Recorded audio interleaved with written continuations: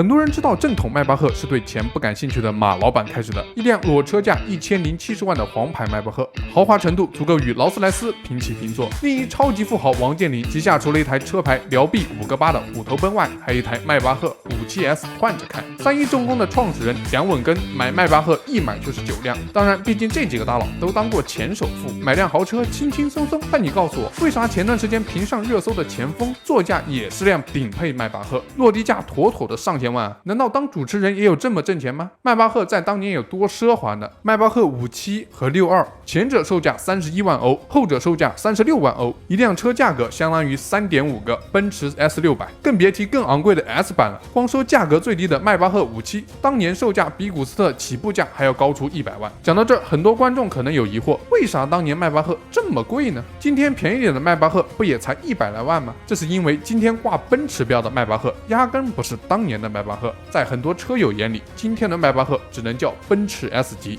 Pro Max 迈巴赫版。换句话说，那个作为独立品牌能够与宾利、劳斯抗衡的迈巴赫，早在10年前便荒茫谢幕，退出历史舞台。为何如此奢华的品牌却落得如此下场？迈巴赫的背后又有哪些峰回路转的故事？关于这些，还得从迈巴赫曲折离奇的发展史说起。让我们把时间拨回1907年，一位才华洋溢的工程师因为遭受排挤，郁郁不得志，只得离开自己打拼多年的公司，也就是大名鼎鼎的威廉·迈巴赫。这里我们叫他老迈。第一辆梅赛德斯汽车便是他在前公司的大手笔。在老迈离职创业第2年，一艘齐柏林飞艇意外遭遇风暴而坠毁，这让齐柏林飞艇创始人齐柏林伯爵可头痛了。老迈本身就和齐柏林是好哥们儿，便说：“老哥别着急，要不我重新给你搞个新引擎，保证经久耐用。”齐柏林当时一听，这主意好呀。很快，一家新公司便轰轰烈烈地开了起来，技术主管便是老迈的儿子小迈卡尔·迈巴赫。所以迈巴赫这家车企一开始居然是靠飞行器发动机起家的，宝马听了直呼内行。不过飞艇这个东西在1战后基本就给淘汰了，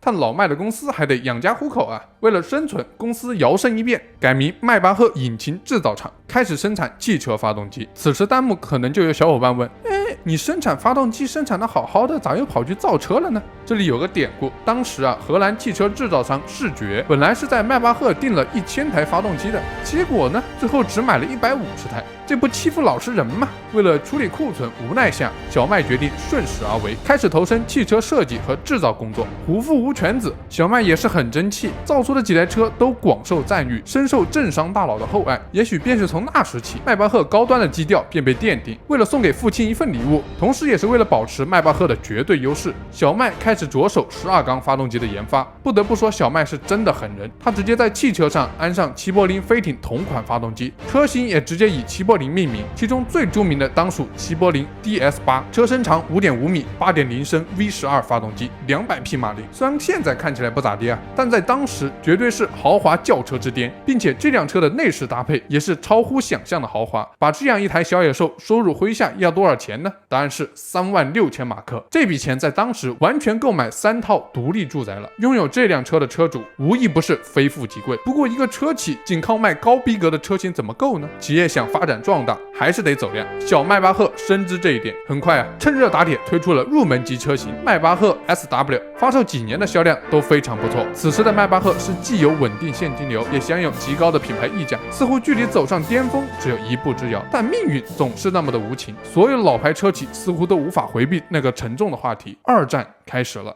2战期间的迈巴赫成为纳粹生产军需品的工具。战争结束后，全球经济都不太好过，谁还买得起豪车呢？迈巴赫在战后的销量惨不忍睹，于是戴姆勒集团便在1961年对其进行了收购。只可惜这个曾经不可一世的品牌并没有马上复苏，戴姆勒集团选择让它继续沉寂。在很长一段时间里，迈巴赫只负责为奔驰造车，主要产品是 W108 和 W116。此时迈巴赫车头悬挂的荣耀已经换成了奔驰大标。好在花有重开日，故事的转机出现了。伴随全球经济复苏，高端豪华轿车注定会是下一张财富门票。宝马、大众开始了对劳斯、宾利的收购之战，最后尘埃落定，劳斯为宝马，宾利给了大众，而戴姆勒则单走一个溜，打出迈巴赫这张王牌。历经半个世纪的沉默，这个曾经显赫一时的品牌重见天日，推出迈巴赫57和迈巴赫62两款车型，后续又推出了 Special 升级版，豪华到令人发指。马老版的黄牌迈巴赫便是辆 62S， 搭载一台高性能版本双涡轮增压 6.0 V12 发动机，由梅赛德斯 AMG 手工打造，最大马力能够达到630匹。话说相比迈巴赫57、62系列，还是主打后排的，但依旧能有如此非凡的动力。一台3吨重的车，100公里加速却只需要5.2